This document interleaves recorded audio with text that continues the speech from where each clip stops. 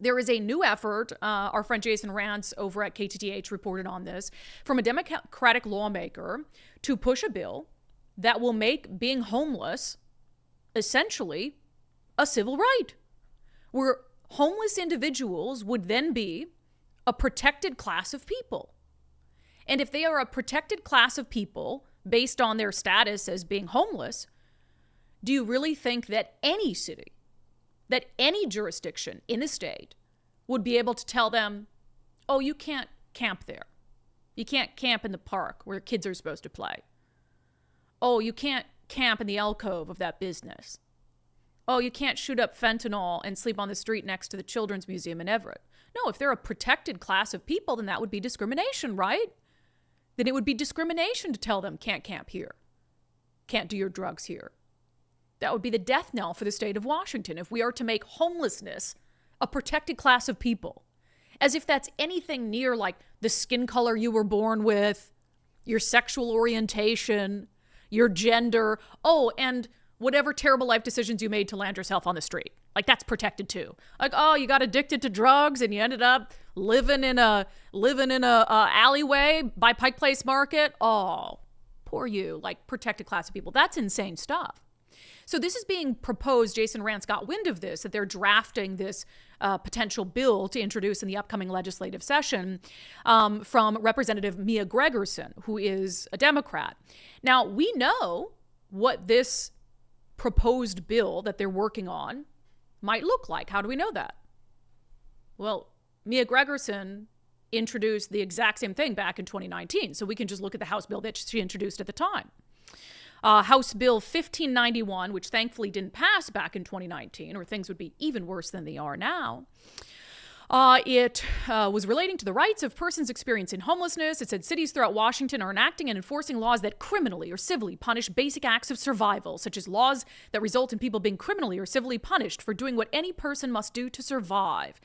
And it would implement an aspect of the law to protect against discrimination based on housing status. It would refer to any law, policy, or practice regulating public space that results in disparate treatment or has a disparate impact on people who are homeless or perceived as homeless, as defined in this section. And it said harassment would be anything knowingly or willfully coercive conduct by law enforcement or public or private security personnel or agents directed at a specific person that a reasonable person would consider pestering, troubling, disturbing, or threatening. So think about that for a second. And again, this is going to look the exact same. Maybe a couple tweaks here and there, but she's already introduced this. She did it in 2019. We know exactly what that bill looks like. We can go back and look at it. So it looks like she's going to try to resurrect that, knowing that our state legislature has shifted ideologically to the left. And they are going to push a policy that says you cannot discriminate on anyone based on housing status, and you can't harass them, meaning law enforcement can't pester, trouble, disturb, or threaten them. Like law enforcement's out threatening the homeless. But it would be for you and I either. Like, let's say we walk by a homeless person and they're shooting up drugs or doing something else unsavory, and you've got a kid and you're saying, hey, buddy, stop that. Is that threatening? Is that pestering the homeless? Would you not be able to do that? What would that entail? Like, we would all just have to be okay and not say anything, not do anything, us or police or business owners, like the business owners we've talked to in Ballard, who've got people laid out in front of their alcove that literally customers would have to step over to get inside their establishment. So the business owner couldn't say, move along, because that person's now in a protected class of people. This is insane. How insane do you have to be to push policy like that? These are the people we send to Olympia to make laws for the rest of us. And I'm just going to say, buckle up, because this is about to get crazy, because the ideological makeup of the state legislature and the majorities, the strength of the majorities for Democrats, make it very possible that this could pass this legislative session. And I've thought back and forth about, okay, how much are Democrats willing to test Bob Ferguson in his first year in office? You know, brand new governor, he ran on being a moderate, which is just bullshit. Ran on being a moderate, pro-public safety, we're going to deal with the homelessness issue and all of this. Would they be willing to test him by sending this bill to his desk for his signature? Because Bob would sign it. I have no doubt in my mind.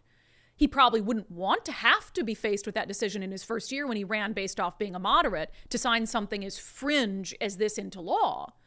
But he doesn't have the political will to veto it, to go against his party like that and to risk alienating the far left political base. So he'd have to sign it if it came to his desk. I want you to really understand how crazy this will be.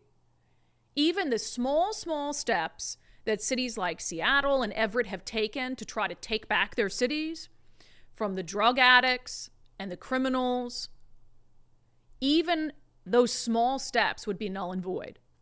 Not to mention other cities in the state who don't tolerate that crap, who haven't ever tolerated that crap, would now be forced to tolerate it. Because to not tolerate it would be discriminating on someone based on housing status by pestering, troubling, or disturbing them. Can't disturb them.